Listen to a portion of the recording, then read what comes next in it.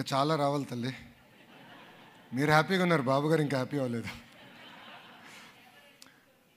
Exactly.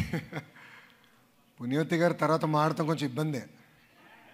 అద్భుతంగా తెలుగులో మాట్లాడారు. ఇంకా నేను చాలా నేర్చుకోవాలి, పాఠాలకు వెళ్ళాలి. వేదిక మీద his excellency doctor yes Janakiraman గారు, వేమూరి రవిప్రసాద్ గారు, నాకు కుటుంబ సభ్యులకి సమానమైన తెలుగు వాళ్ళందరికీ పేరు పేరున నా హృదయపూర్వక నమస్కారాలు. నా ప్రసంగం ప్రారంభించే ముందల మీకు మీ కుటుంబ సభ్యులందరికీ దివాళీ శుభాకాంక్షలు. ఇది రెండో దివాళీ నేను ఫీల్డ్లో ఉంటున్నా. పోయినసారి యూఎస్లో ఉన్నా, ఈసారేమో ఆస్ట్రేలియాలో ఉన్నాను. I'm really excited to spend Diwali with all of you. It brings back good memories from all your support.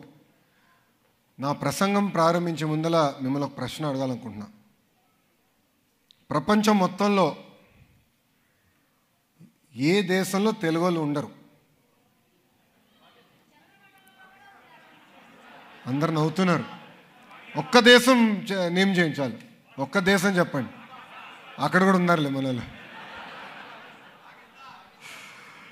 ఎందుకంటే ఏ దేశంకి వెళ్ళినా తెలుగు వాళ్ళు కనపడతారు. అమెరికా నుంచి ఆస్ట్రేలియా వరకు మందే డామినేషన్.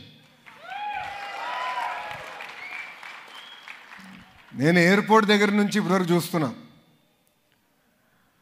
ఆస్ట్రేలియా ప్రభుత్వం కూడా ఒక ఆఫీసర్ని ఇస్తాం జరిగింది. అతను అంటున్నాడు, సార్ మా ప్రధానమంత్రి గారు కూడా ఇంత రిసెప్షన్ ఉండదు సార్ అని.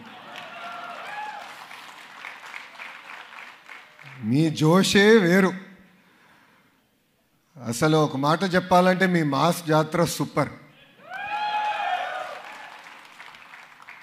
అసలు తెలుగు జాతికి గుర్తింపు అందించిన వ్యక్తి విశ్వవిఖ్యాత నట సార్వభౌమ స్వర్గీయ శ్రీ నందమూరి తారక రామారావు గారు. అసలు తెలుగోడి పౌరుషాన్ని ఢిల్లీకి పరిచయం చేసిన వ్యక్తి అన్న ఎన్టీఆర్. ఆనాడు మన ప్రభుత్వాన్ని బర్తరఫ్ చేస్తే ఢిల్లీనే గడగడలాడించి తిరిగి ఎమ్మెల్యే అయిన ముఖ్యమంత్రి అవుతాం కూడా మనందరం చూసాం. ఆయన ఏ ఆశయాలతో అయితే తెలుగుదేశం పార్టీని స్థాపించారో అక్కడి నుంచి జననాయకుడు మన నాయకుడు చంద్రబాబు నాయుడు గారు ముందరికి తీసుకెళ్తాం జరిగింది. చంద్రబాబు నాయుడు గారు అసలు తెలుగోడి సత్తా ప్రపంచానికే పరిచయం చేశారు. 1995లో పెద్ద ఎత్తున సంస్కరణలు తీసుకొచ్చి ఐటీ విద్యని మనందరికీ దగ్గర చేస్తాం జరిగింది. ఆనాడు చాలామంది ఎగతాళి చేశారు. ఇప్పుడిప్పుడు ఆ వీడియోలు బయటకు వచ్చినాయి. కంప్యూటర్ అన్నం పెడుతుందా? ఫ్లైఓవర్లు కడితే అభివృద్ధి అయినట్టా?